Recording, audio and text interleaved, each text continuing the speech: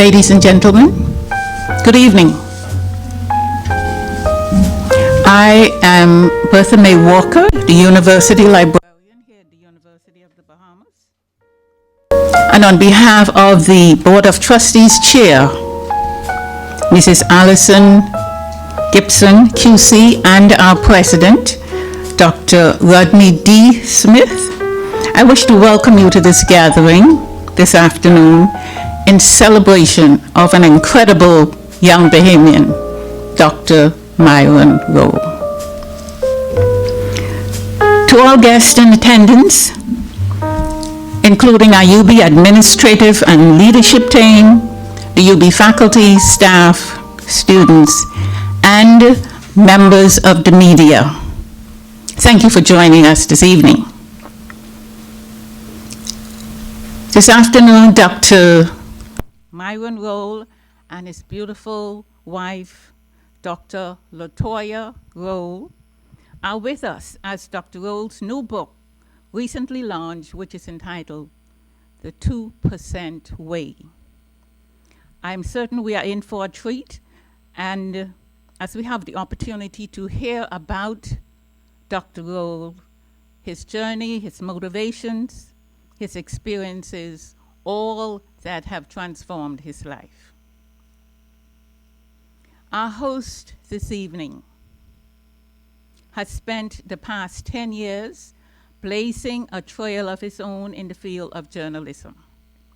A proud College of the Bahamas alum, Mr. Kyle Walkine became the first graduate in the Bachelor of Art in Media Journalism program at the College of the Bahamas.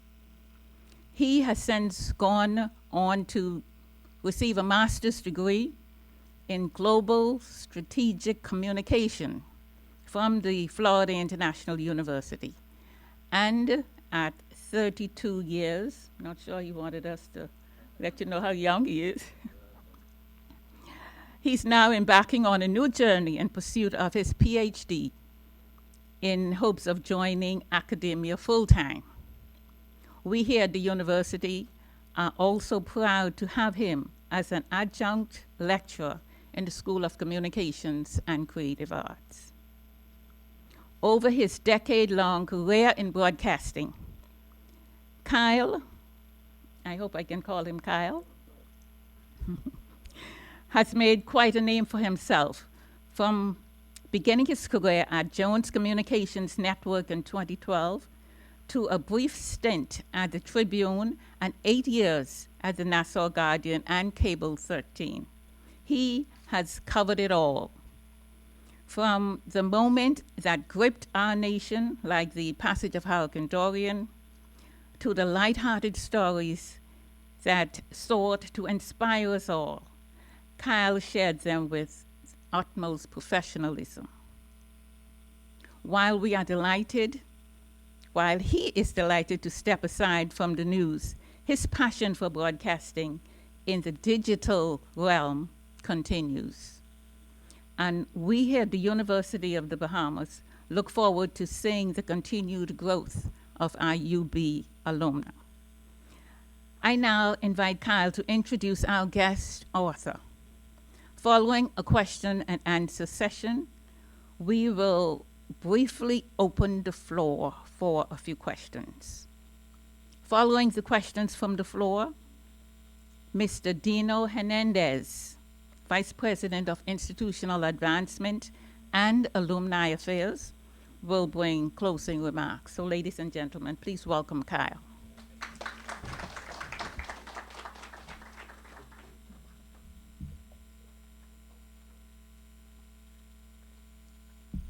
All righty, good evening, ladies and gentlemen. Okay, let's try that again. Good evening, ladies and gentlemen. All righty, how's everybody feeling? Well, first of all, thank you for coming out tonight. I know the Bahamians do not like the rain, and y'all traversed the rain and the floodwaters to be here, so we really appreciate it on behalf of Dr. Rolle and his lovely wife. The 2% Way, finally here. Let's give Dr. Rolle an applause for this magnificent book. And so tonight, we just wanted you to hear from the author himself, a very accomplished Bahamian and a son of the soil that we should be very, very proud of. Dr. Rolle is a senior neurosurgery resident and global neurosurgery fellow at Harvard, Massachusetts General Hospital, Rhodes Scholar, author, and former professional football player in the National Football League. He developed and published the Rolle scoring system, a public health rating scale used to determine a developing country's governance and around helmet safety to prevent traumatic brain injury. He has been recognized by the Congress of Neurological Surgeons for demonstrating the best operative technique in the reconstruction of upper extremity motor function using intercostal nerve transfers after traumatic brachial plexus injury. Come on, Myron, what's up with these words?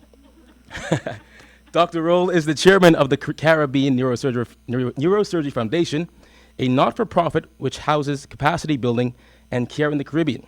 His foundation has impacted over 3.5 million people in the Caribbean through the upscaling of policy, service delivery, infrastructure, and workforce development.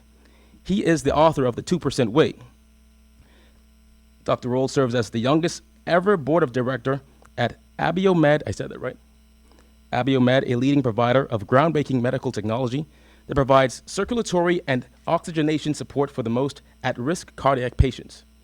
Dr. Rolle holds a Doctor of Medicine from Florida State University, College of Medicine, a Master of Science in Medical Anthropology from the University of Oxford, and a Bachelor of Science in Exercise Science from Florida State University. Whew, finally. Ladies and gentlemen, Dr. Myron Rolle.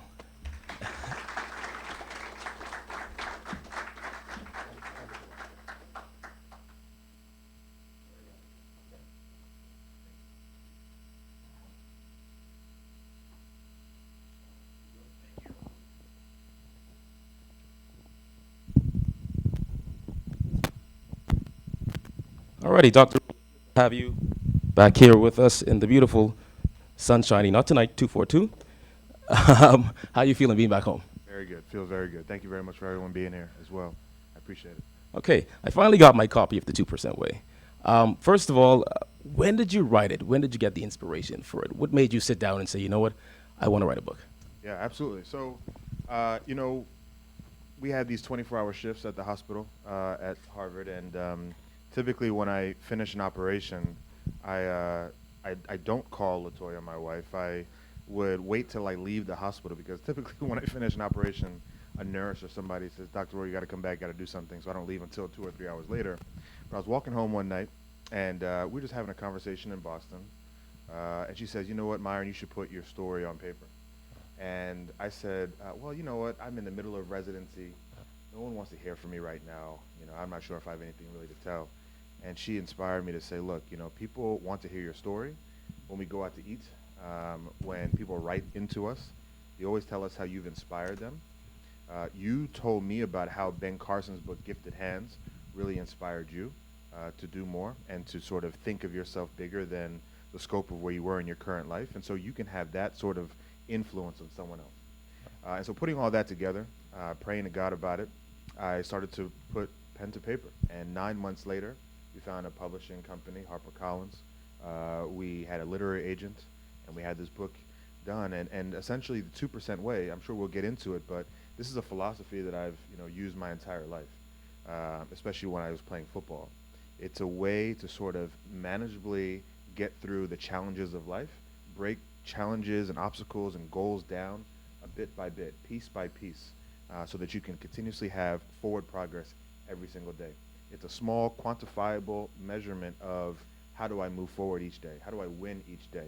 And I've used that philosophy in my life as a physician, as a community leader, as a husband, as a father, as a friend, and I wanted to put it on paper so that people could draw inspiration from it and grow from it as well. Now, you mentioned that you got inspiration or a push from your lovely wife here, and you dedicated this to her.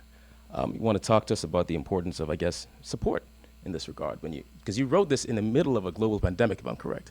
That's right. That's right. Yeah, support is huge. The Bible talks about iron sharpening iron. You need a support system, a network to buttress you forward. I've never felt like I've gone through my life as a Rhodes Scholar, as an educator, and now as a physician to heal and save lives, as a football player. I never thought I went through things alone in a silo. I always felt like I had, people supporting me, people loving me, family, friends, others who have been a part of the team that sometimes are in the background, but they play an instrumental role. And this book, I really talk about how this 2% way process doesn't necessarily come to fruition unless you have people who are objectively looking at your story, looking at your journey, and being real and upfront and honest with you. Right? Because you can say, oh man, I got 100% better yesterday. Right. And I got 100% better last week. I'm good. I'm good. But if you don't have people like pouring into you and saying, look, can I hold you accountable? Did you take that step today? Did you get a little bit better in your punctuality? Did you get a little bit better in your etiquette? Did you get better in your ability to perform a task? Did you get better in your thoughts of how do I communicate better with my family or my friends or my community? So these are things that I think are very important. I hold it very true that I have an outstanding support team around me, and they've allowed me to really garner the success and to really work through some of these challenges that lives have presented. Now, while your wife, I guess, gave you the push, the 2% way, the actual concept, you got it in college from your coach. You want to just give us that story? I did. So I went to college at Florida State University, and my football coach there is named Mickey Andrews, my defensive coordinator. And he would challenge me and all of my teammates to get 2% better every day in practice. He wanted us to have a real-life, tangible goal of improvement. You hear some people say they got 100% better. It's impractical to double your talent in a day. And so he will push us, just get a little bit better in your backpedaling, in your ability to catch the football, in your ability to disguise blitz packages, whatever it may be. He wanted us to just grab a little bit of increase because he knew Clemson, Florida, Georgia, Texas, Notre Dame, these other schools were doing the same thing, and he wanted us to have that that small growth. And then he'll go into the locker room after practice, and he would write on the board, Myron Rolle got 2% better, or Myron Rolle got 1% better. So he held us accountable through all of that. And so I extrapolated that sort of mindset from coach because I think a lot of times in life we look at life's challenges or goals as sometimes being overwhelming, being so big, monumental that you really can't move past them. But if you think of it in a small steps, small incremental growth every day, that gives you the ability to feel like it's practical, that it's doable, that it's manageable. And that growth forward is so critical to just winning each day. You stack up these wins a month from now, 6 months from now, a year from now, you will see how you have grown, that you've made progress, and that you've gone forward. I look at the 2% way as a way to sort of quiet down the background noise, to say, you know what, I know there's a lot of people out there who think they have it all done yesterday, feel they have it all done tomorrow, feel they've all done it next week. But if you just say, let me quiet this stuff down, and let me focus on who I am in my lane and continue to move forward, then a month from now, 6 months from now, a year from now, you'll see your progress and the growth that you've made. Right. You mentioned in the book that perhaps there are a lot of people who would have stopped or quit on the journey for whatever they were trying to do, wherever they were trying to go, because they could not see themselves getting to 100%.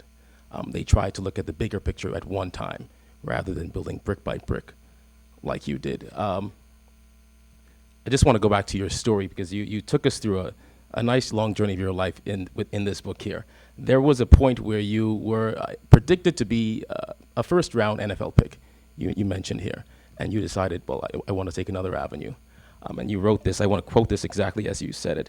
You said, the star athlete who once followed the rules suddenly became a man who went his own way. At this moment, did you perhaps feel like there were many people who would have perhaps given up on you, perhaps given up on perhaps seeing Myron Rolle as the big NFL star? Absolutely. I went to Florida State University with the idea that I would get to the National Football League, that this would be an opportunity for me to, live a dream that I wanted for a long time. Daddy was instrumental in starting the CAFL here, and he taught us the game of football when we were very young. And I went to FSU. I didn't go to Dartmouth or Princeton or Harvard or one of these Ivy League schools out of high school because I wanted to play big-time football and get to the National Football League. Frankly, I could give my mommy and daddy a better house and buy cars and all kind of things for my brothers as well.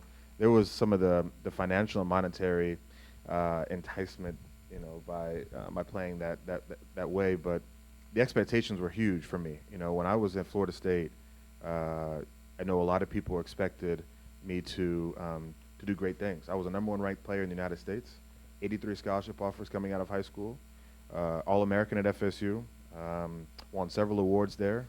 But then the Rhodes Scholarship came calling, and that's an opportunity that you could not pass up. I asked the Rhodes Committee, could I defer Oxford? And then You asked the Rhodes Committee. I did. I That said, gives it to, I think, 12 people? yeah, well, 32 people in the 32. United States. And yeah. you asked them, well, give me a year. I said, give me more than a year. I said, Did you think about that before you did it? you know what? I guess I didn't. And looking back on it now, but I said, look, can I not go to Oxford right away and go to the NFL? Because I was hot. I mean, I had a lot of momentum coming out of college. Yeah. As a junior, I was projected to be a first-round draft pick. I put my name into this scouting service, and they said Myron Rolle would be a first-round pick. I called my cousin Samari, who was playing for the Baltimore Ravens at the time, first-round draft pick if you run fast, maybe early second. So this is $6-7 million guaranteed right away to a 21-year-old man coming out of Florida State. There's a lot that could be done with that, right? And so I was excited about that opportunity. But when Oxford said, no, you cannot defer this scholarship, this is, the highest academic award you can possibly win, I asked a lot of my friends and family what they would do if they were in my situation. I prayed about it. I thought long and hard, and I said, you know what?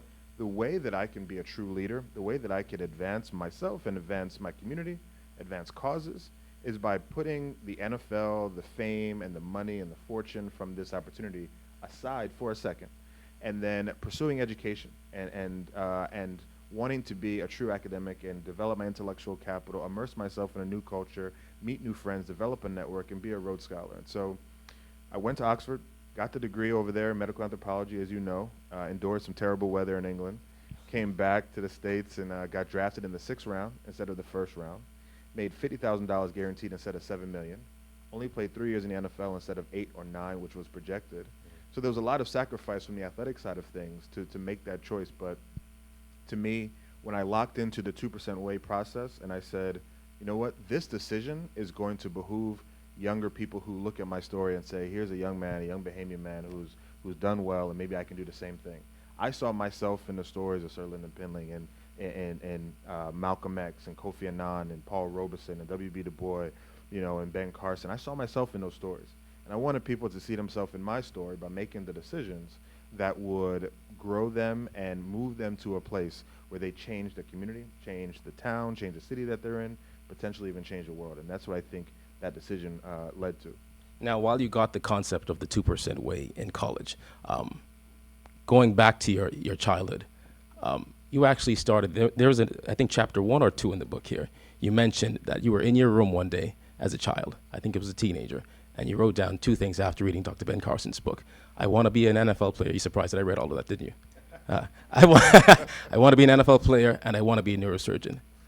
Those are 2 pretty bold things to write down as a child. And you mentioned that you chipped away at it since that moment. How has that helped you? Did you ever think that you would perhaps get to this point? Yeah, you wrote it down, but did you think that maybe I will accomplish this feat? Unequivocally. There's no question about it. I think Mommy and Daddy put so much love and so much affirmation in me and my brothers growing up that I had no doubt walking out of that house in New Jersey, even though we were Bahamian, growing up in America, even though we didn't have as much money as maybe some of our other colleagues, even though we celebrated different holidays, ate different food, it did not matter, right? I felt like my parents, Mommy and Daddy, just affirmed in me, you can do this. You belong here. You should. And so putting that goal and putting it to paper made it real for me.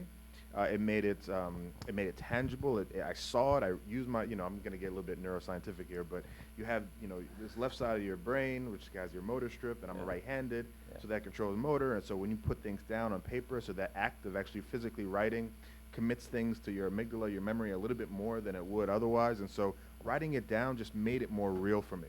And I knew that from that day forward, the process of becoming an NFL player, a Rhodes Scholar, or a neurosurgeon, as I wrote down, was something I was going to pursue. And if I did not become a neurosurgeon to save lives, take out brain tumors, or an NFL player, the process of getting there was going to behoove me as a man or as a leader in this world, some way, somehow. The traits that I picked up from being an outstanding athlete or a great scholar was going to shape my life so that other opportunities and other windows could open up for me. And thank the Lord that that both of those things happened and we were able to realize those dreams. Now, I want to have a bit of fun here. Yeah, we're serious, but I want to have some fun. For those of you who don't know, Myron grew up with some hands. He could fight. Myron, there's a little chapter in this book where you mentioned, you spoke about your childhood and a guy named Kevin and the yellow bus. I don't want to just speak about that incident, but I want to speak about what you learned from that and how you used that to become the man that you are today. Yeah. So, we come home every summer. We come back here to Nassau. My brothers and I, Mommy and Daddy made it very clear that we were Bahamian and this is where we knew our identity. So coming here and seeing barber, doctor, lawyer, prime minister, everybody black, everybody looks like you. These people in leadership positions look like you. It felt good. But then going and growing up in Galloway, New Jersey, right outside of Atlantic City, where the doctor, lawyer, mayor, government official were all white and didn't look like you, there was this little unease or dis-ease in my spirit, in my opinion. I think growing up, that added to my temper. I had anger issues. I had a bit of a temper. I would get suspended from school for doing different things that were untoward.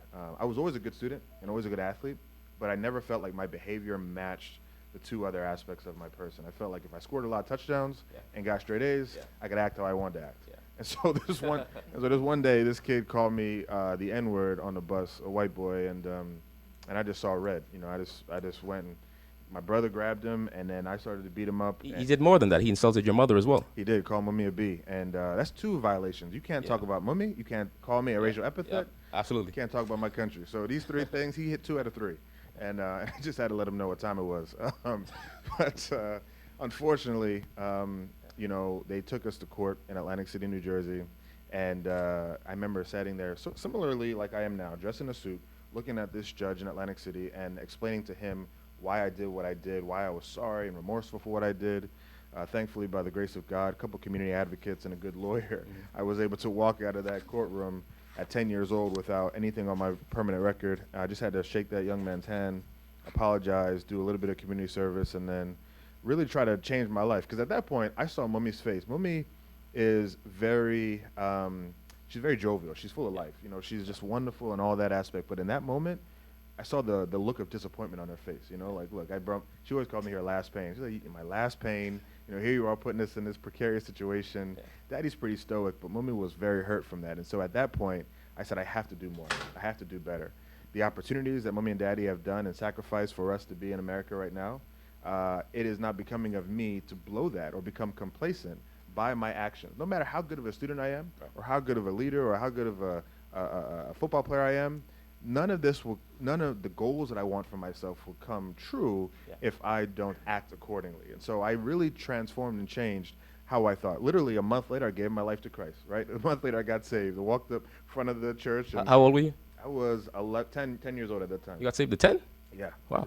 Yeah. So I walked in front of that church and got saved. And then, the next week, I joined our school musical and was a white Russian Jewish milkman and Fiddler on the Roof with 5 white daughters. I was like, I was all in. They had you singing, Myron? Terrible casting. I was singing. I was terrible singing, but, it was fun. So I just did all these things because I said, I have to do more here. I have to act in an appropriate manner so that not only can we stay in this country, but we can have success in America, and that was important. So that's how that all shaked out. I'm transitioning to now, but I have one more question about the past. Coach Andrews, who gave you the concept of the 2% way, what kind of impact has he had on your life?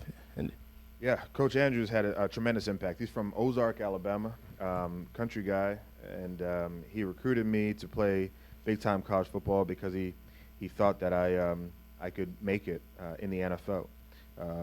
He would push us and get things out of me and my teammates more than we thought we can get out of ourselves, right? I would say, Coach, man, I can't run any more sprints. I'm done. I'm tired. I'm fatigued. I can't go anymore. And he would say, you know what? You can give me one more, man. You can give me one more. And I'm like, all right, cool. And I go one more, and I said, I didn't know I could do that, but he knew it. He always believed in me. And similarly to how LaToya believed in me to write this book, there have been people who have believed in me more than I believed in myself at times. The self-doubt, the uncertainty, that comes through in this book, where I talk about sometimes where I just don't know if I have the stuff. I don't know if I'm up to the challenge. But there's people who have spoken life into me, that have believed in me and really pressed me forward. And Coach Andrews was certainly one of those men. I think one time, he does know how to get to you too, which I thought was fun. So as a football player, you use different ways to motivate your, or as a coach, you use different ways to motivate your players. And he knew I was very smart.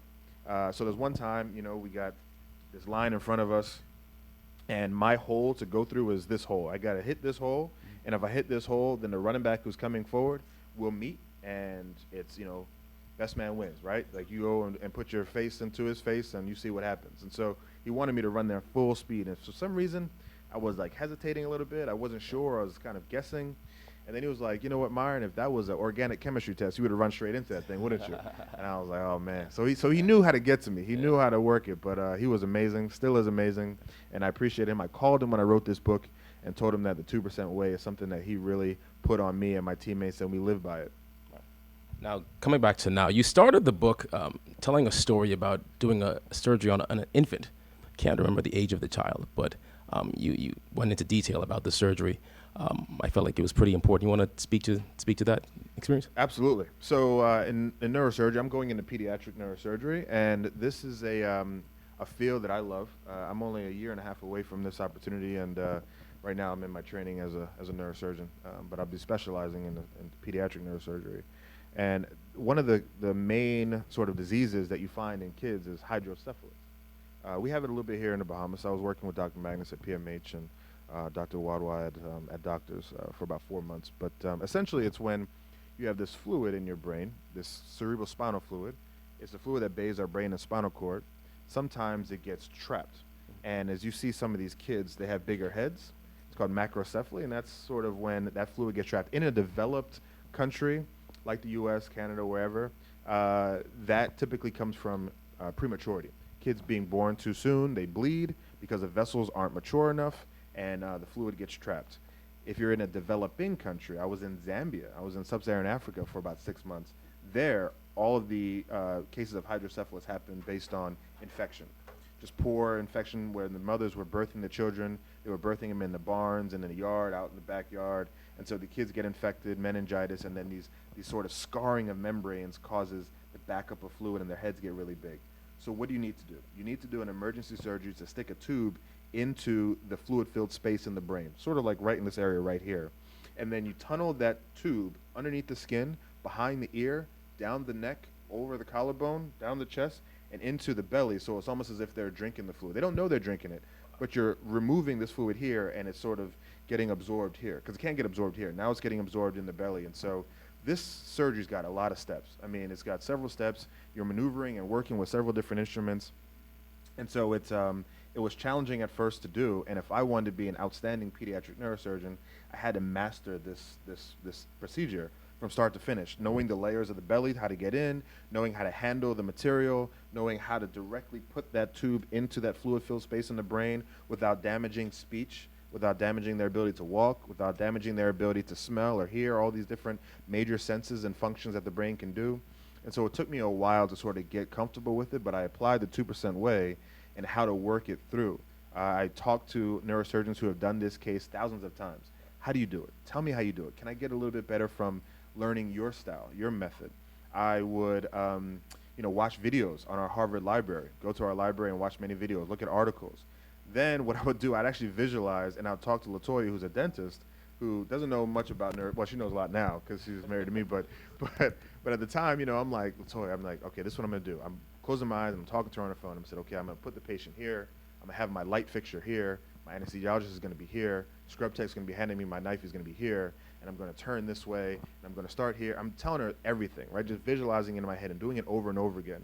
And when she's able to tell it back to me and say, hey, I understand what you're doing, that's when I felt I had true command over that case and that procedure. So that's just a little bit about how the 2% way can actually work in practical means and practical settings. And now that surgery, I've done over 1,000 of those cases, and I feel it's one of my strong suits, and I'm happy about that.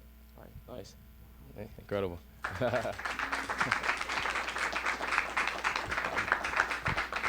Now, I have to ask, because some say the Bahamas is still a developing nation. There are opportunities, and in some areas there's still a lack of opportunity. You created the Caribbean Neurosurgical Initiative. For those who do not know, you want to just speak to that really briefly? Absolutely. So, obviously this place means a lot to me. We're originally from Exuma, and one of our aunties had passed away in Exuma in 2010. I was playing for the Tennessee Titans at this time. She was walking in the street, was hit by a car, unfortunately, and had a traumatic brain injury. Took her to Georgetown Clinic, and There was no CT, no MRI there, no diagnostic imaging to work up her injury. She ended up dying 7 hours after not seeing anyone. And as you know, all of our neurosurgeons are here in New Providence, so it's really difficult to get any sort of care in some of the out islands, and it was very hard for us. I was in Nashville, Tennessee. My cousin called me and Daddy and told us what happened, and it really rocked me for a second. But it also motivated me to say, when I become a neurosurgeon and I have the network and the aptitude, I'm going to do something about this delay in care. As you know, we're an archipelagus nation, right? And so we're disconnected in many ways geographically. And so in order to sort of advance care, especially traumatic brain injury, traumatic spinal cord injury, we want to make sure that we're doing everything we can to build up capacity so that the time, the window that you need to treat people with these type of injuries gets extended so that we can save lives. Because the academic literature says you need 4 hours. From the time of traumatic brain injury until 4 hours, that is the optimal time to take care of these people. And we know with medevac, with getting people to PMH and doing all these things, it may be difficult to sort of work that time out.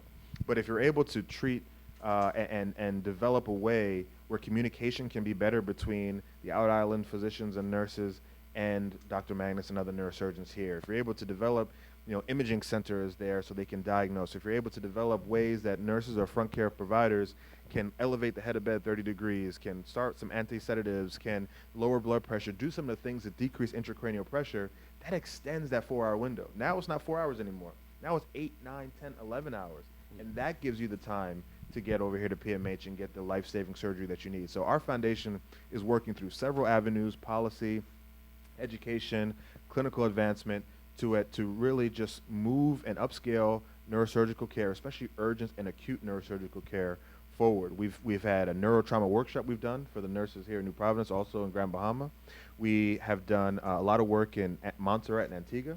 We did some surgeries over there. We did some medical donations over there as well. We went to Guyana, met with the president there, and advanced policy there. We worked with UE and the Department of Neurosurgery in Jamaica, and we're going to have some of their neurosurgeons come up to Harvard and sort of work and learn some of our techniques there. So we are trying to work through CARICOM and make a regional impact, but obviously it starts home because this place is what matters the most to me. Do you feel the impact that you're making on the region right now? I do, absolutely. I've had people message me, they message my wife, they message my brothers, hey, I'm in St. Martin and we need a neurosurgeon. I heard your foundation does things like this, can you help us? Hey, I hear you're, you do a lot with research and policy development, can you help sort of figure out how we can advance our health objectives? There was a case in Montserrat. I'm going to be very brief about this, but we went to Montserrat, an island, volcanic island of about 3,500, 5,000 people. I did geography, You got it. Yeah. So we go there, and there's a lady there. Her name is, I won't say her name, but she's a wonderful woman, and she had leaking of her nose out of her left nostril, right? There was clear fluid leaking, and she couldn't understand why she was leaking. She was just reading a book, and next thing you know, clear fluid is dripping out every time she stood forward. And I'm there with two of my other neurosurgeons from Harvard, a nurse practitioner. My daddy is there with me as well. I see her. I said, that is not good. That is cerebrospinal fluid. That fluid that I told you that builds up in kids' head, that is leaking out of her nose. Wait, she wasn't in the hospital? She was in the emergency department in Montserrat. And we went to Montserrat to do some clinical consultations and things like that. We weren't expecting to see her. So we saw her in the hospital, and they said, oh, would you mind just seeing her? And I said, sure. I mean, we're here. That's what we're here to do. And when I saw her, I said, she can die from this. This can get infected, because if there's fluid coming out, that means things can get in.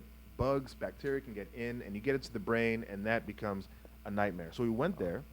We talked to the medical director of Antigua, nearby Antigua, to get her accepted in Antigua. We got a medical evacuation flight from Montserrat to Antigua. We made sure she was laying back and not sort of leaning forward, so any more fluid would drain out. We ended up taking her to emergency surgery the next day. I took her in for surgery, went through her nose, used a scope, a camera, used some fat from her leg, from her tensor fasciolata, like over here, took some fat, plugged it into the nose, very deep, saw it in the microscope, and now for 3 months now she has not leaked, and her life is saved, and it was a beautiful thing. So incredible. The Good job, impact's man. there. Good job. Good job. I watched your episode. You were a guest on The Pivot. Anybody watch this podcast, The Pivot? Anybody? You used some pretty big words there, and you used them again tonight. But I have to ask, the 2% way, for the young Bahamian, the 20-something-year-old, the 30-something-year-old, who feel as though, well, they've made this mammoth task of a goal for themselves. I want a new home. I want to become a neurosurgeon. I want to do this. But it looks so great, and the time seems so long. What would you say to them? How would you encourage them to use the concept of the 2% way to reach their goal? Yeah, I'd encourage young Bahamians, women and men, to think about where you want to be, what your goal is. Let people know your goal. I think that was important for me. Early on, I mentioned this in the Pivot podcast that you would watch. I had teammates who would buffer me or support me based on the fact that they knew where I wanted to be. Sometimes they would do things, go to the club, play cards, do all these things that they probably shouldn't be doing. I won't say anymore, but they were doing some things they shouldn't be doing. You didn't go to the club with him? Nah, well, my uncle's here, so I couldn't. He's a pastor, so I can't. I can't speak on that too much. But they would protect me from these things, and they would say, you know what? We know Myron wants to be a doctor. We know he wants to be a neurosurgeon. We know he wants to be a Rhodes Scholar. We know where he wants to go, and we're going to protect him from it. So I think having people to keep you accountable, to check on you, to check in on you, is incredibly important to this process. Also, what's important is writing things down. I believe in that 100%. Even if it's just a small goal, hey, today I want to work out an extra 10 minutes a day. And tomorrow I want to get a little bit better in talking to my mommy and daddy on the phone, because life can get away from us that we don't really communicate with our parents as much. Just writing things down makes it more real for you, in my opinion, 100%. I also think it's important to check in with yourself every month or 2 months, 6 months, to see the growth that you've made in these goals that you've set for yourself, or these tasks or challenges that you've tried to set. Just doing a little bit more. And then after each day, so that's the long-term interval you should check in. But each day, I think there is a way for us to be self-reflective in what we've done that day. I think we should take a time, take a heartbeat or two, pause, and say, what have I done today? Have I improved today? Have I helped someone today? Have I gotten better today? And if you do that, your brain, I'm getting kind of neuroscientific here, but Knock yourself out, go ahead. we have this lobe in our brain called our limbic lobe. We have 6 lobes in our brain: frontal, parietal, temporal, occipital, insula, and limbic. The limbic lobe is in control of our reward pathway. And so these neurotransmitters get released that give us this euphoric feeling of accomplishment when we do something good. This pathway is responsible for us feeling good when we win or hit the game-winning home run, or we get married and just feeling really good about ourselves. It's sort of like a natural high. It's a natural good feeling, and those transmitters, that excitatory process, that pathway can be sparked and can be excited or motivated each day. As you look and self-reflect on your day and say, I've done this, I've gotten better, I've made this task, I crossed it off my list, and I've gotten better. And so to the young Bahamian woman, man, I would say, go slow. You don't need it all tomorrow. Don't compare yourself to someone who's on social media next to your age saying that, hey, I got all the cars, I got all the trips, I got all the jobs. It's okay. They're doing something that you don't even know what they're doing, right? And it may not even be real what they're doing. Yeah. You stay in your lane, you stay focused, you stay committed, stay consistent, and you will see. I promise you, you will see, and others around you will see the growth that you've made in that month, in that 6 months, in that year. And in the process of growing, you will uplift other people, because they will see your journey and say, you know what, Kyle, I see you moving. I see you moving in directions that, is good. I see you moving in this direction that's uplifting, and I want to do what you're doing. Tell me how to do what you're doing. And you just sort of spread that positive energy and that momentum forward. I think that'd be huge for us here. So what's next for Dr. Rolle? I know you said you have a year and a half left in your residency. What's next after that? So continue to build on the Caribbean Neurosurgery Foundation. Continue the work. We met with Dr. Darville here and our Prime Minister, Brave Davis. We've done a lot of work back home. We're working through CARICOM as well, and so that's going to be important. We have more trips that we're planning around the Caribbean. We have the idea of doing a sort of central referral hub, like a center, geographically centralized in the Caribbean, so that you don't have to fly to Miami to get the most optimal care. You can have it right here in the Caribbean, especially for our Bahamians. That is that primary focus. To be a better father, a better husband. We have 4 kids. We have twins that are 22 months and 6 weeks. So 2 sets of twins, boy, girl, boy, girl. So it's a lot, and LaToya is really the superstar here, because I just, fetch the breast milk when she tells me get it, and go from there. But, continuously pouring into them, leading them and being active. Something that, LaToya and I take very seriously is not only raising our kids in a Christian household, but having them love each other and support each other like Mommy and Daddy and like Mr. and Mrs. LeGrand, my in-laws, did for Latoya and her sister. You know, I remember growing up, Mommy and Daddy would have us go to each other's basketball games, football games, events, support each other, you know, because they said if the world's against you, you always have your brothers, right? You always have your siblings. And I felt that very strongly. And when Latoya and I aren't here anymore, our kids, Zanzi, Zafar, Zora, Zayed, they're going to have to love each other and take over and do the things necessary to be great leaders in this world and within the family. And so that's certainly a priority for me. Once I finish up at Harvard, then I have a fellowship I'm going to do at Children's Hospital of Philadelphia, CHOP. And then once I finish that, then we'll be in Orlando, Central Florida, doing pediatric neurosurgery, spending most of the year in the U.S., but spending some time back here in the Bahamas too, working at PMH and doctor. So it's going to be exciting. All right, thank you, Dr. Myron Rolle, ladies and gentlemen. So that's enough from me. We're going to open the floor to questions. Anybody has a question for Dr. Rolle? Let's not be shy. There's one or two or three. Nobody has a question for Dr. Rolle. Oh. What does the 2% way say about dealing with failure? It's a great question.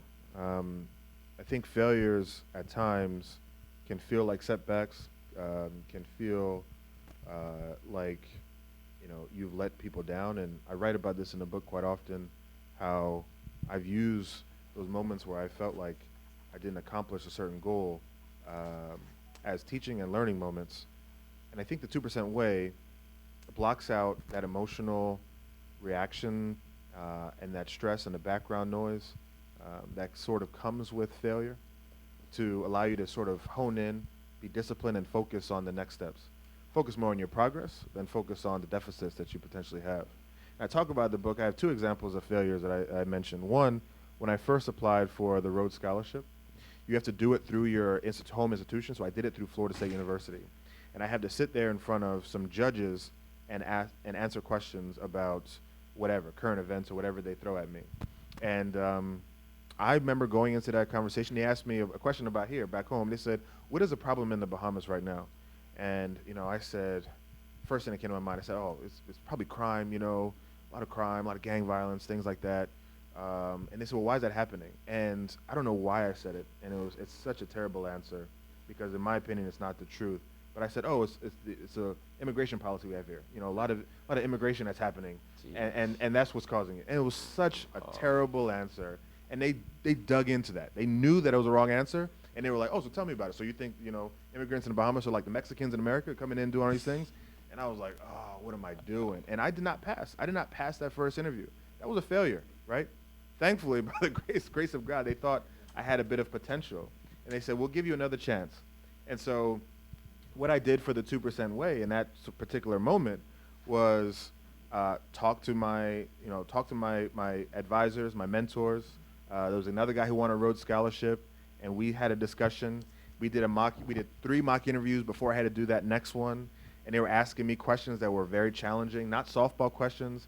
They were really getting after it. I would go to the New York Times, USA Today, listen about these things. I expunged that idea, that archaic and antiquated idea about, you know, immigrants being the issues around violence and crime in our country. So I took a new approach to it. I got rid of the disappointment that was surrounding that interview process and focused on my progress and my growth and how I can be better the next time I get a shot. The next time I had a chance, I ended up winning and earning that scholarship, and it went very, very well. Another failure, I think, in my life was the NFL. I mean, I was projected to play 8, 9, 10 years, and I only played 3 years. I didn't play very long. I wasn't a Pro Bowler. I didn't win a Super Bowl. Every step of my football career, I was either the best or near the top. And then when I get to NFL, I'm on the bench. No one hears from me. I'm not playing as much. It was very disappointing. I felt like I let a lot of people down. I would have people from home who would say, you know, where you at? I'm trying to watch you play. And I said, man, watch the bench. That's where I am. You know, it was difficult. It felt like I was failing. And the way I bounced back from that was, how do I put, well, first thing I did, I went and ate Mommy's peas and rice and like was huddled up for her. She said, it's going to be okay, Myron. But after that, it was the 2% way. I said, okay, now I'm going into medicine, right? I can do more, and I can save lives, and I can be more valuable to the community by saving a life on the operating table than by interceptions and touchdowns on a football field. So let me focus on the progress of studying for my MCAT and trying to read about neuroscience and reading about neuroanatomy and getting my hands right. I would eat with my left hand so that when I did surgery, I can use my left and right hand both the same. I can write with my left hand now. Couldn't do it when I was younger, but I would just do these things. When I'm watching football, I would take a piece of shoelace and I would just tie it around my leg, continuously tie so that my surgical knots, when I was closing wounds, would get better and would improve. And so doing all these steps, I think, enabled me to start to say, you know what, football's done. That was the past. It was difficult. It was a failure for me, I thought, but I'm not going to harp on that. I'm not going to sit on that because there's more for me to do. People expect more of me. My family expects more of me. My country expects more of me. The people who look up to me expect more of me, and they don't expect me to just sit and stay idle and lament about this failure, this issue. I have to continue to move forward. So I think the 2% way is about leaning forward, looking forward, and always going that way. So that was helpful for me. You mentioned failure just now. I just had to ask one more question. While dealing with the NFL, but you know you had the neurosurgery goal in mind, was there ever a point where you said, well, you know what, I got to give up one. I have to give up neurosurgery, this dream, and perhaps just focus on the NFL? Because that was the money maker for you. How did you perhaps get out of that slump and, again, drive and focus on the 2% way? Yeah, you know, the NFL, I didn't think about neurosurgery or concussions as much as I do now when I was playing. I knew I wanted to be a neurosurgeon. I knew that was the next phase, the next chapter. But I felt like if I thought about this gelatinous structure in this hard skull that moves around when you hit people, that I'd be slower, that I wouldn't react as quickly, right? That I wouldn't, because one false step in the National Football League is a difference between a touchdown and not a touchdown, or interception and not an interception. So you have to be very quick and reactionary in a way that is, you know, light years beyond what you play in college or high school. And so I didn't really think about it too much, but now that I am a neurosurgeon and someone who is interested in neurotrauma, I believe to be an advocate for it. I believe to be an advocate for helmet safety, for head trauma safety. I work with Minister Rolle in providing concussion protocols for all the Bahamian national teams. We did a symposium right at the National Stadium. So that's another impact of the foundation that we work through. So now I can see I have like a foot in neuroscience in my profession, and then a foot in my passion, which I loved in football. But when I was playing, I didn't really marry those two together because I just felt like I had to give everything I needed to football at that particular point. And also, Kyle, you know this, but a lot of the NFL scouts and GMs and coaches were saying Myron Rolle is only focused on is too smart. He's not a real football player. Too smart to play football. He's too smart to play football. If I told somebody to run through that wall and they have no other option, they'd run through that wall. If I told Myron Rolle to run through that wall, he'd say, you know what, I'm not sure if I would run through that wall, coach. I want to protect this. So I would get that a lot, and I was trying to sort of disengage from that stigma as much as possible. And but now this is my way of making recompense for maybe not standing up as much as I should have when I was playing and having that platform. But thankfully, by social media and being on CNN during the COVID pandemic and talking to national audiences, international audiences, I've been able to talk about head trauma safety and how we can preserve this game of football. I love it very much, and I can't wait for it to get into every high school back home here. That'd be fantastic. So speaking of the doubters, those who doubted you in the NFL and stuff, have you seen or talked to any of them since then? Like, I made it. I have, and they've asked me for advice on how to keep their heads safe. See? So now they come back. Oh, Myron, how do I, don't lose my memory? And what can I do? And I'm like, oh, now you want my help? Okay, cool. But no, it's good. I enjoy having that role for my friends and teammates. They've asked me many times, how can I continue to keep my mind sharp? And I'll tell you right now, I'm a huge advocate. I think vitamin E, eating foods with vitamin E, sunflower seeds, pumpkin seeds, that's very big. Mocha is big, and how you can keep your head, your head strong and your memory intact. Getting good rest. And I know we talk about that often, but there's a system that we have in our brain called the glymphatic system. It's essentially when all the metabolic processes that happen. What I'm doing right now, I'm looking at you, right? You have this purple fuchsia maybe on. I don't know the color, but you have that dress on. I'm looking at you. I'm seeing you. I'm seeing your sights. I'm putting all this together. There are about 10 different processes happening as I'm just looking at this person right here. As I'm sitting here, controlling my breathing, controlling my heart rate, more biochemical processes are happening. And so that metabolic waste has to go somewhere. And if you don't sleep, if you don't rest, then it gets stored up in your brain and accumulates, and then it causes brain fog and confusion and all these sorts of things. And so rest is incredibly important. Staying hydrated, I can't say that enough, especially in a hot country like we have. You have to keep volume up so that your blood has the ability to circulate into your brain, get and deliver the nutrients and the minerals to your brain tissue, so it's able to be fully functional. Obviously, limit drugs, limit alcohol. These are things that are important, but vitamin E, huge. I recommend that to all of our patients who have traumatic brain injury. It's something that I think improves brain health. Crossword puzzles, reading, doing brain teasers daily, huge, huge. It keeps your mind active, just like a muscle. Any muscle you want to work out and get stronger, you use these things 15 minutes, 30 minutes a day, and I think that improves and that helps a lot. I didn't know I was supposed to do a crossword puzzle. Hey, man, get on it. Get on it, I'm telling you. Okay, now I may no longer be in news, but I'm still a journalist, so I have to ask a question. Some may think it's pretty controversial, but I have to ask. You've traveled around the region with your initiative. You've seen hospitals. Oh boy. I'm not going there. But looking at our systems. Let me ask the question. look at our systems around the region. When it comes to neurosurgery, being in there, not just us in the Bahamas, but the region. How far do you think we have to go to get where we need to be as a region to save lives? Because I'm sure you've seen there are cases where people can survive, but because of the lack of access to the resources, they don't. Yeah, it's a really good question and a challenging one. I think that we don't have far to go. I think it's the exposure, and I think it's the education of what's important.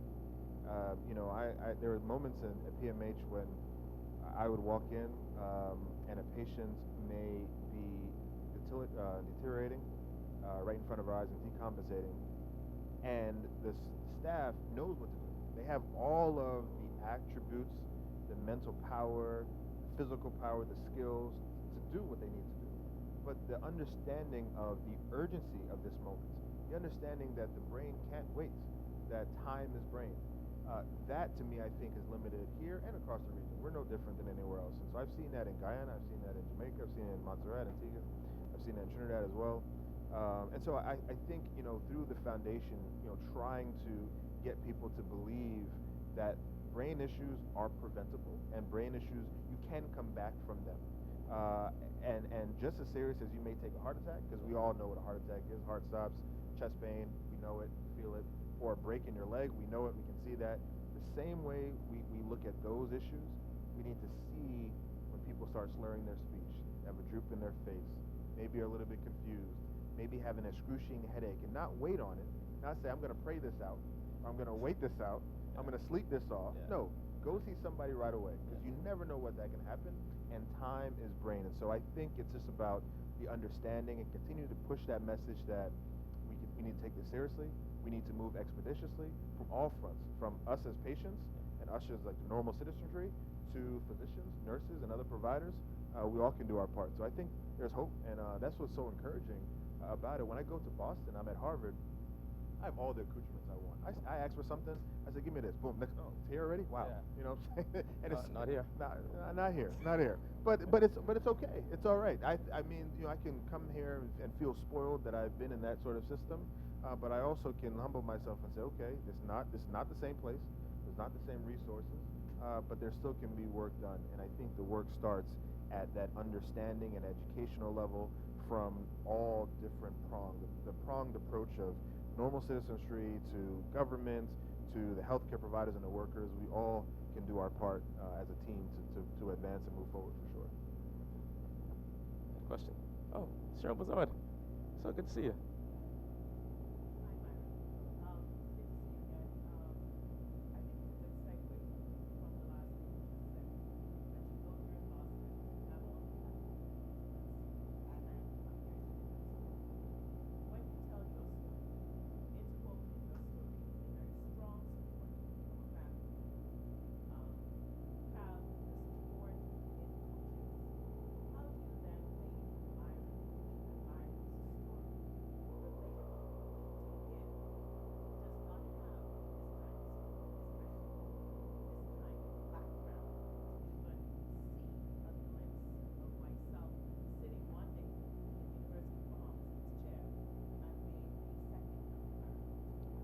question. I think that outside of the support, there's aspects that I write about in this book that are human experiences that aren't just unique to me or my story. I talk about self-doubt, I talk about uncertainty, I talk about feeling socially awkward in certain settings, where I'm noted as the smart kid in a group of guys who play football at Florida State, who they will label as thugs and hoodlums, and I'm coming there with my shirt tucked in, glasses, and they're calling me square and every other name you can think of, but trying to sort of, find a common ground with those gentlemen so that we can accomplish a collective goal of winning that football game. I talk about racism, prejudice. I talk about stereotypes. Even now as a physician in Boston, I'd walk into a room and a patient would say, "Oh, I'm done. Take my food. I'm good. You can take my food." I said, "No, sir. I'm not here to take your food. I'm here to take out the brain tumor that you have." And then they're like, "Oh, I'm so sorry, doc. I'm so sorry. I didn't know. I thought you were. Yeah, what do you think I was?" Okay, all right. So there's those elements that I feel that I put in this book that a lot of people can relate to, especially a young Bahamian man or woman, to see the struggles that we faced and how we've mitigated those struggles through this process. And I think there are communities that I've been blessed to activate in my journey that I think are readily available. Church communities, I hold strong to my faith and to the community that worships with me to help support me. My family, as I mentioned, coaches and other individuals, mentors that I've sought. We're such a digitally connected world now as well that it can be remote mentoring. I mentor a kid named Kyle Bethel here, a young woman named Myron Rolle. I mean, these people just reached out to Latoya and I on email and said, "Hey, can you mentor me, Dr. Rolle?" And next thing you know, they're joining our mentor group. So I think there are avenues, there are opportunities to find that system that can help move you forward. And I think you just have to be willing to, engaged, have that want to, but then also, those moments that I mentioned in the book about those deficits and those challenges I faced in my life, these are things that you certainly can relate to. And I hope that when a young person does read this, they find themselves, they see, that's like me. I felt something just like that. And here's how this gentleman did it. I can do the same and I can go even farther. That was huge for me growing up and seeing men of color who were able to progress and make big things happen. And I'm hoping that would be the same impact for young people here. Thank you very much. Question in the back.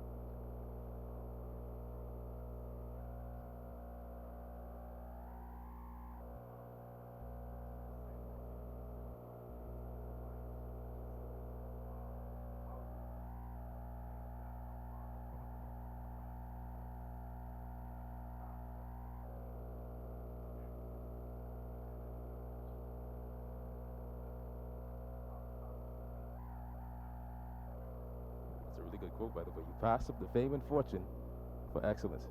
You're still famous, The though. journalism, look at you, man. Sorry about that. You're on it. Thank you, Dr. French. I appreciate that. I think communicating the message is obviously very important. There are a lot of different mediums and channels that we can do that. But I think there's no better way to spread this process than through actually living it out and people seeing that through you. And I'm going to call out my uncle right here. Uncle Dwight is the pastor of Church of God of Prophecy, and we were riding to PMH one day because there was like an emergency craniotomy I had to do, and he was giving me the ride there. And he was telling me how he's also an artist, has some exhibits at Dungalik, and he would say, "Look, when I'm an artist and I'm a curator, they would see me as something different. Like they were like, oh, what do you do? You're not just an artist." They saw the presence of God through him. Like they see it in him. They see what he does, how he walks, how he moves. Maybe the aura, the energy that he gives off is just a little bit different than one would expect. And so I think the 2% way, seeing this system, seeing this structure, seeing this discipline, seeing this focus, I think is a great way for our young people especially to continue to move forward to being better versions of themselves. And as they continue to progress and grow, they say, look, the 2% way was that process that helped me. It can help you as well. And if I'm seeing it actually work, the best way to sort of affirm that something works is actually seeing the fruits of the labor, like having an actual living, breathing testament of what you're trying to accomplish. And so I think that's how we spread it. That's how we make it a national priority.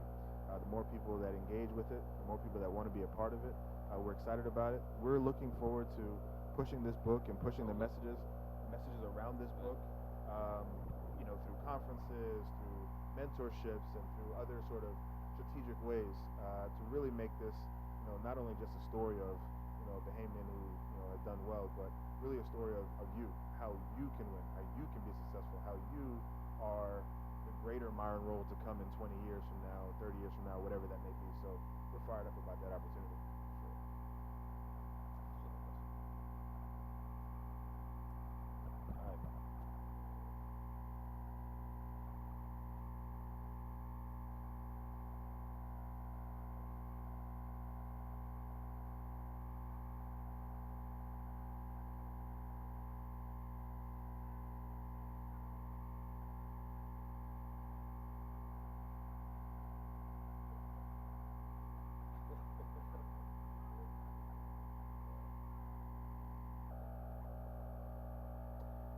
It's a wonderful question as well. I think that what's important is knowing what's important and having those aspects of life, be uncompromising about those aspects, right? Being a father, being a present father, being a listening and supportive husband, being the absolute best physician I could be to our patients. Some people didn't ask for strokes. They didn't ask for brain tumors. They didn't ask for, these deformities in their spine. But here they are coming to you as a vulnerable patient needing your support.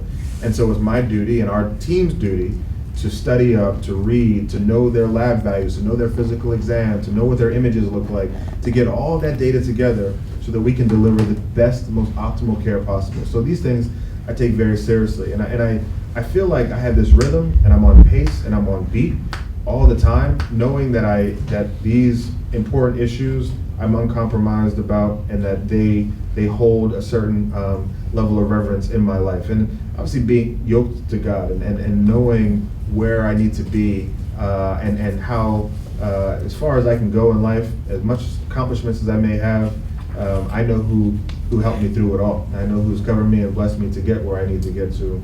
And so I think that, one, keeps me grounded, but also adds a different sort of perspective around all of it. I can't speak enough about a team, my brothers, my parents, my wife, my friends, my fraternity brothers, all the people who sort of pour into me and want me to do well and want me to succeed, not just because it's it's a cool or popular thing to do, but they feel like they've succeeded as well when they support my journey. And I try to do the same for them. There's ways that I can support and help them. I feel like I've won just as much as they've won. So the balance, the rhythm, the being on beat, the being on pace, I think it's really about putting the main things the main thing, knowing that those things, we're not gonna compromise on those issues, and then everything else around it, keeping that perspective that that God's working, God has been moving, and He will continue to move, and a support system to sort of underscore it all, to make sure that you're not overwhelmed. And when I do feel a little bit stressed or overwhelmed, knowing what outlets to use to make sure I stay back on balance. Working out, listening to music, traveling is important, sitting back and praying, meditating, sort of getting to myself. I love eating a lot of food, so I eat my favorite foods often. So these sort of things, I know these are decompressive outlets that I can use to get rid of some of the stress that may come with such a busy and active life. How did we forget to mention that you're part of the greatest fraternity? I don't know. Capital Psi Fraternity Incorporated. That's what I'm talking about. Yes, sir. We got another question.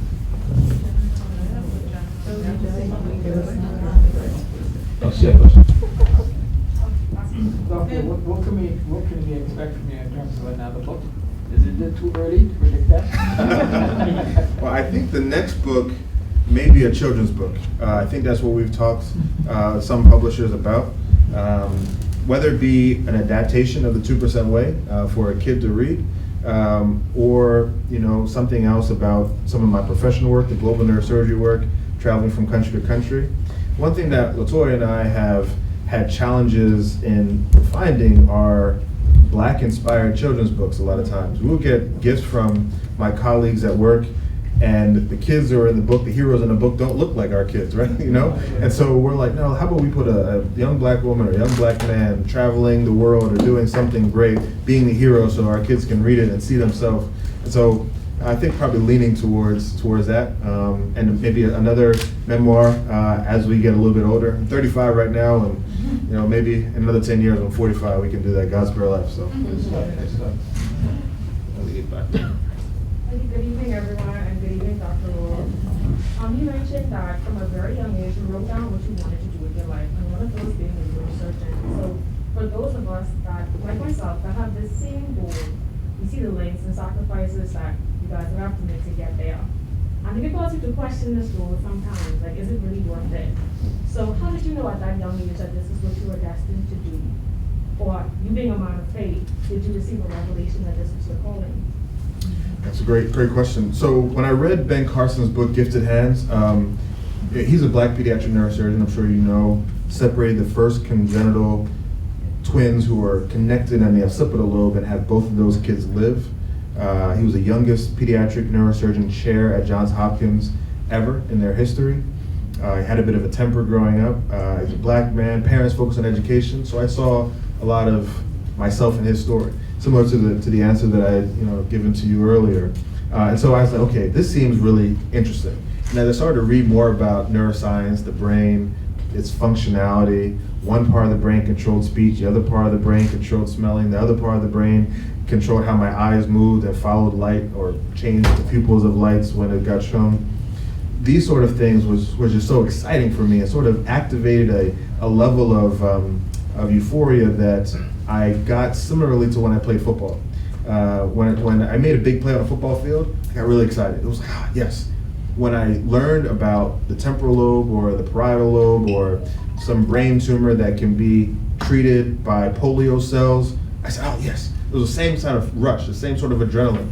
So at that point, I feel like I realized that maybe this would be exciting. Even if I wasn't earning money, I'd be able to help people, I'd be able to make a difference, and I'd be able to dive into a science or dive into a discipline that I would love doing for decades upon decades.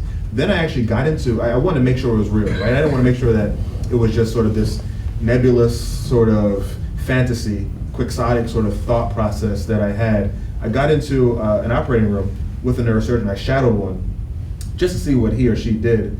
And I went and saw the brain for the first time. I saw it pulsating a little bit. I saw how pink it was. And I saw where the tumor was, how that tissue looked different than the healthy tissue. And I saw how he meticulously went around the tumor and took it out. I said, yeah, this is it. This is it. So that was, I think, the aha moment that said, okay, yeah, I had interest in this. It was exciting to me. It lit me up. It put me on fire, just like how football did for me. And but when I got into that room and really felt it and thought through it, that's when I said, yeah, we're gonna make this thing work. And even if I didn't accomplish being a neurosurgeon, let's say my board scores weren't good enough, let's say I didn't get into the right medical school or whatever happened, I think I would still be in that field some way as a neuroscience researcher or working for some non-governmental organization trying to build health systems and hospitals to improve neurosurgical care. I would be involved in this some way because there's the process developed me in a way that would have opened up many doors and options for me, even if my end target of neurosurgery didn't happen. Does that make sense? So the doors and options and opportunities present themselves as you continue to build and grow and improve yourself daily, little by little, 2% at a time. She has one more question. Oh, yeah. If I may add to that, so when us Bahamian students that did our undergrad in Bahamas have to apply to U.S. medical schools, and we want to be competitive to get accepted. But I feel we have our disadvantage in there is research. I feel like we don't get enough research, and a lot of American students get that. Yeah. So do you have any plans for your foundation to provide Bahamian students with that research experience? Absolutely. I have two young Bahamians who I met through the neurosurgical service that are working with me on a few research projects right now. We can talk to, or you can talk to LaToya after. We can get your contact information.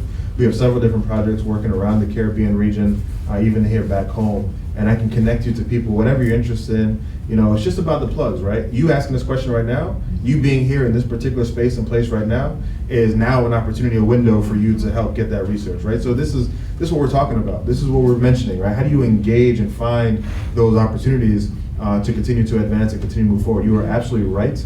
Research is important, but it won't be a rate limiting step for you and others here in the Bahamas, and our foundation is working to provide that for young people, ambitious people like yourself. Let's talk after and make this thing happen.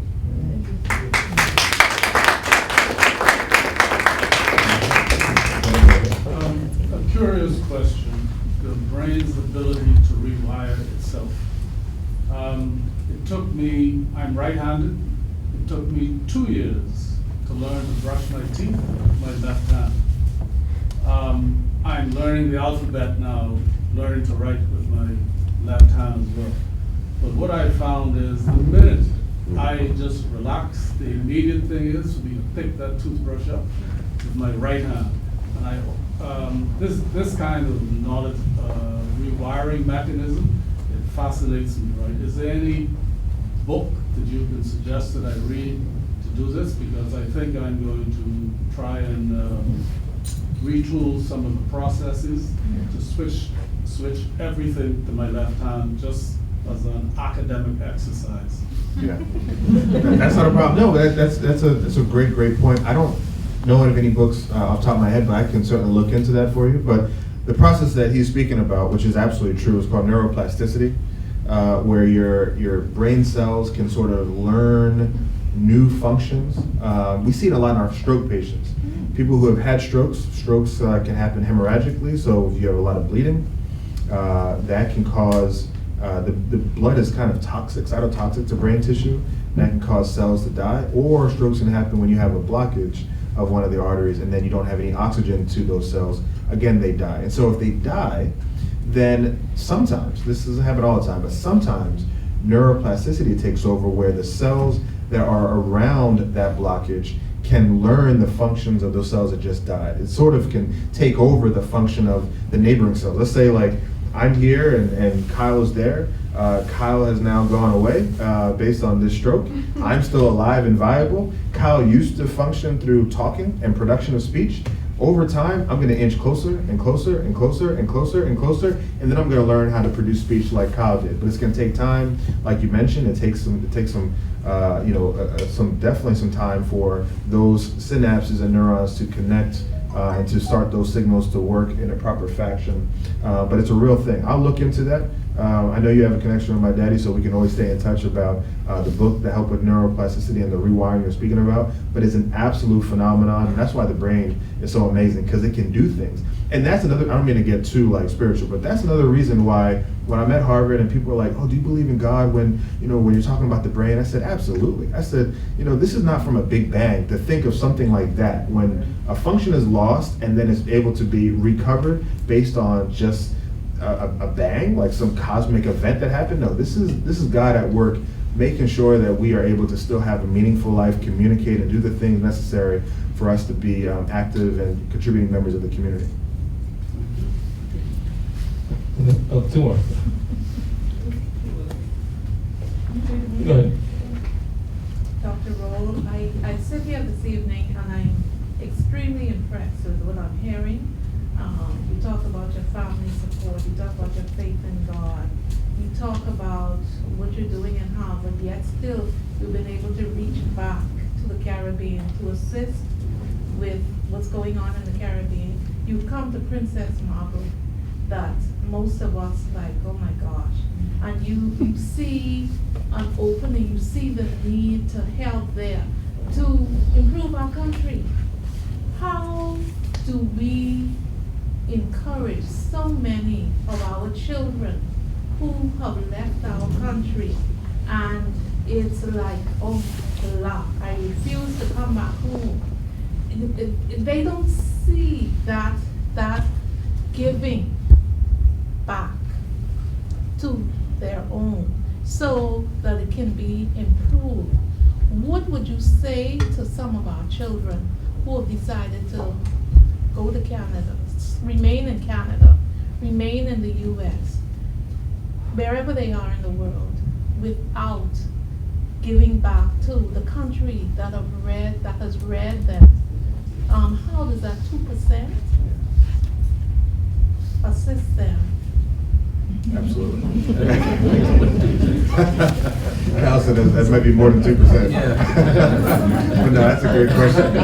You won't be able to assist all, but Right. just to say, hey, we have given so much to you. Yeah.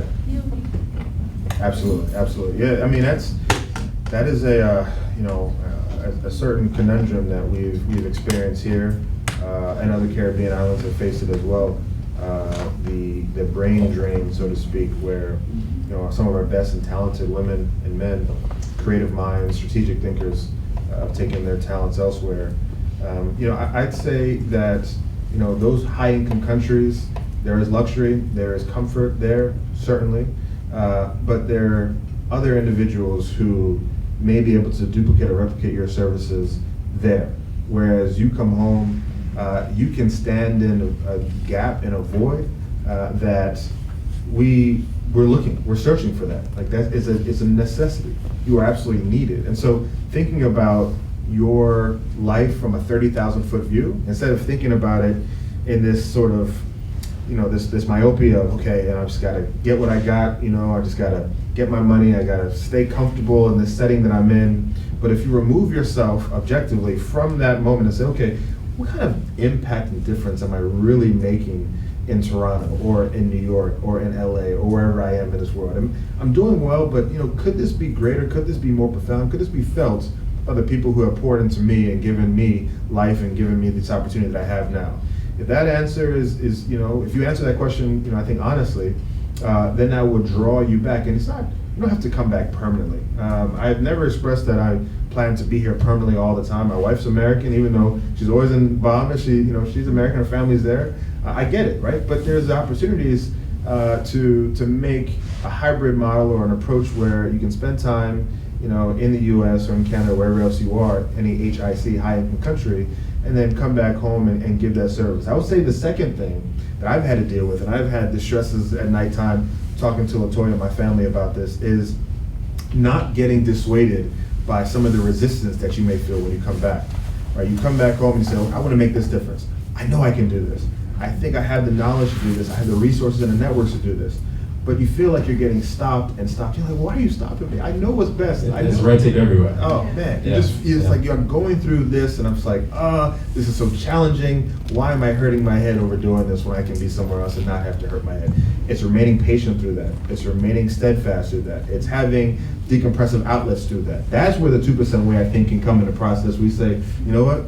If I just get a little bit more patient and a little bit more understanding and have a little bit more of a different perspective on this particular issue, then I can fight through that. And once I do get through that red tape, I know on the other side of this thing, I'll be able to make that impact that I ought to make. And so I think that is huge. When I talk to other people, other 35-year-olds, other 30-year-olds, and sort of my generation, our generation, this is a common concept that comes. I feel like I get home and I feel like I get resisted every time I go home. I feel like I can't make the growth and progress I want because somebody is stopping me from getting there. And sometimes they're our own. They look like us.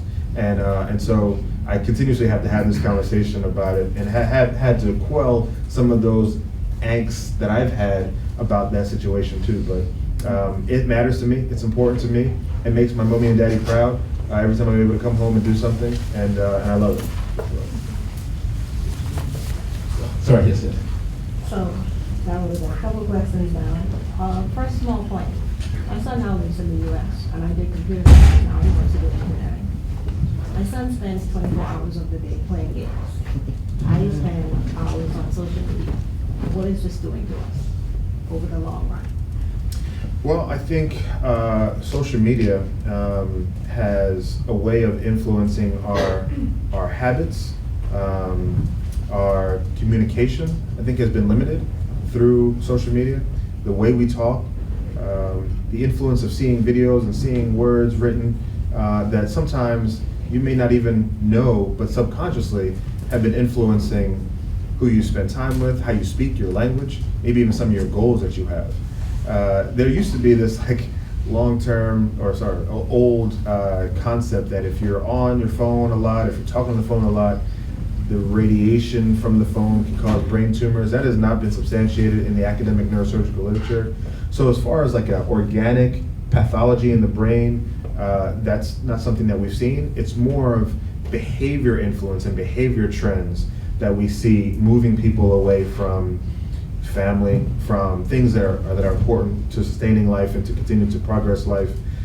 Social media can be a very addictive drug that, just like anything that we do, if we overuse, it can be deleterious to who we want to be in this life. And so, try to curb it as much as possible, or use the blessings that social media can have. I mean, we pump this event through social media, and so there's opportunities to sort of use it in the right fashion, but you have to police it in ways now where more people have access to this. More people around the world are on social media. You're able to connect with somebody in Japan like that. You're able to connect with somebody in India like that. So being able to sort of fight through and work through some of these issues is certainly important. And I don't want to undervalue the importance of social media, but I certainly know that it has its limitations. And someone like yourself who is attuned and completely astute, aware that this has an impact and influence on your own kids, that's what we need for sure. Because sometimes people get unregulated when they go through these things. So how motivating is it for you to see that someone is interested in neuroscience? Because I make a joke, neuroscience, rocket science. It's something that the average Bahamian 10-year-old would think is out of their reach. That's one, and two, a part of it. As far as your mentorship program, getting young people to know that this is available to them. My son went to C.W. Sawyer. Now he's taking up engineering, he's about to be 13. How do you reach into our government schools and every other school on every island and let them make that connect? Yeah, no, that's a great point. So one, it is very encouraging to see individuals interested in neurosurgery, neuroscience, neurology. I think we need more. I think we need more women representation, and we need more Black women representation. If you look at the halls of Harvard, you will see nothing but old white men. And as I just told you, I've been mistaken for the food service guy as I walk into the hospital, and I'm a senior resident. That means I'm one of the oldest and the most known there, but yet I'm still, taken for something that I'm not. So it's exciting to see people go into the field, and I love to encourage that. As far as mentorship and the opportunities that we have in our foundation, I'm very accessible and very reachable. I'm very active in our Kappa Alpha Psi fraternity down here. Well connected. My family still all lives here. I have family members in the audience now. My auntie, my uncles, they're all here. I'm not very difficult to find. And so if I personally cannot be the person to get professional advice on engineering, we know people from Georgia Tech. We know people from MIT. We know people from all these different places that I think could be plugged in and get to work and help move us forward. That's I think another benefit of coming home and having sort of that exposure to around the world. And when you do come home, you're able to plug in people who are maybe interested in different disciplines, different fields, with people you've met along your walk. And so we keep a Rolodex of it. We keep it in mind. We keep it front center. My brother McKinley's here.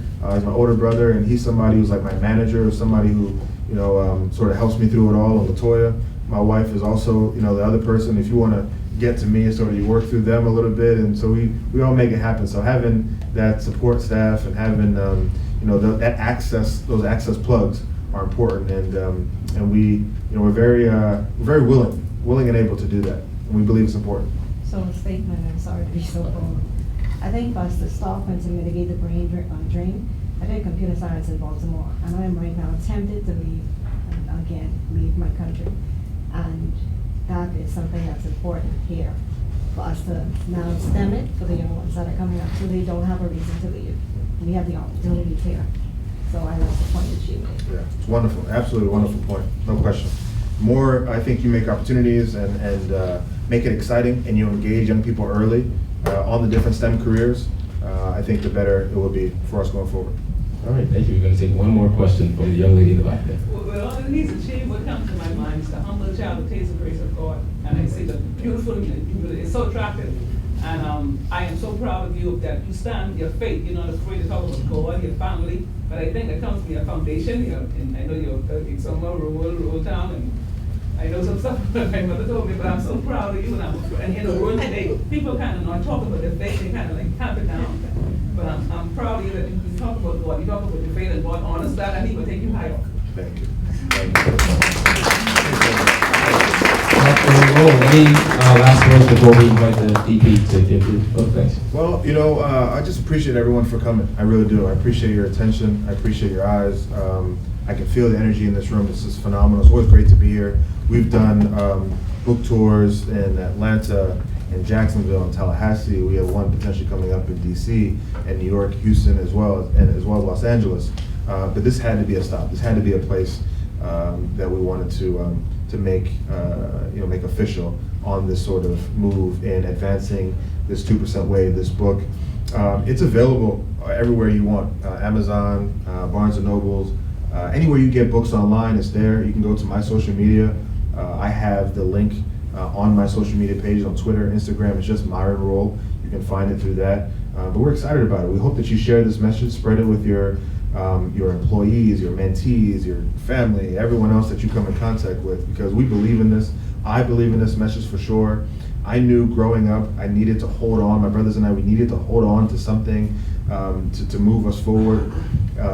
Growing up in New Jersey and being Bahamian and sort of seeing the things around us, how can we feel like we had a spot and a place as leaders in our generation? How can we feel like we belonged at that table? And a part of it was seeing ourselves through inspirational figures and through messages that were positive and uplifting. And that was important for us. And I'm so grateful and blessed to have this chance now to put this into words, to put my life and be very vulnerable, very open. If you follow me on social media, you won't see the vulnerability that I put in this book. I'm very professional on social media. I try to keep things really up above. But here I talk about some very, very deep issues that not a lot of people knew. There's people who have talked to me my entire life, and they say, we didn't know you were struggling with that. Well, I didn't really make it public, but here I do, because I want it to feel real, and it is real. I want it to be an absolute, accurate depiction of some of the challenges that we pressed through, and the ways and the system that we applied and adopted to mitigate those stress and mitigate that pressure, and to continue to move on to the other side, and then look back and say, you know what? God got me through that. We're good, and He can get you through it the same way, because this process works. It works in professional life as a physician. It's worked in my personal life. It's worked in my spiritual life. It's worked in my relational life, my emotional life. It's a way that I think has utility and has versatility in all aspects, and I hope that you all will find the same. And I just really appreciate you all for coming out. Thank you so much. Thank you, Dr. Rolle.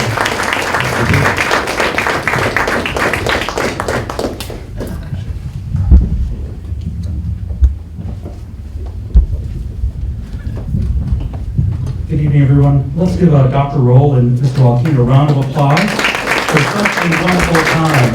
Thank you very much. Thank you very much.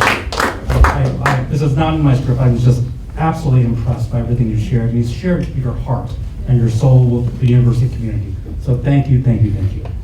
This was an evening to remember, as we had the privilege of getting to know Dr. Rolle and to hear his tremendous journey.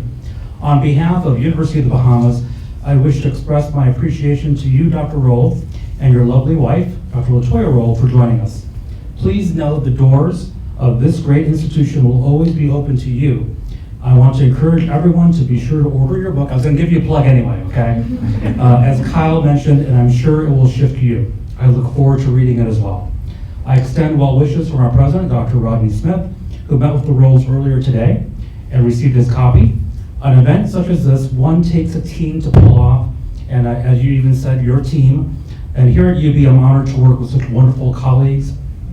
To the media relations team, physical plant, security staff, Harry Seymour Library, and information faculty, and UB librarian Dr. Walker, thanks so much for your assistance, and to our media partners for covering tonight's event.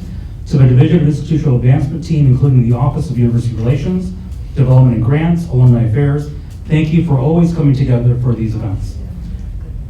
The coordination for today's events come under the leadership of our Office of Corporate and Foundation Relations team, led by Ms. Candice Eldon, along with Ms. Inga Boswick and Ms. Selena Hunter, a recent graduate, working closely with Kyle to make this a success.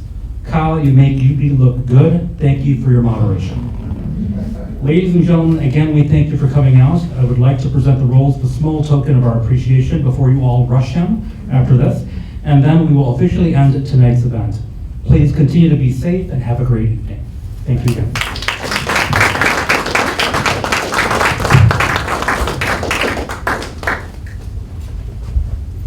is not anything too fancy or formal, but there's some fun, there's some work things, and there's a fashion accessory for you, my friend. Oh. Thank you.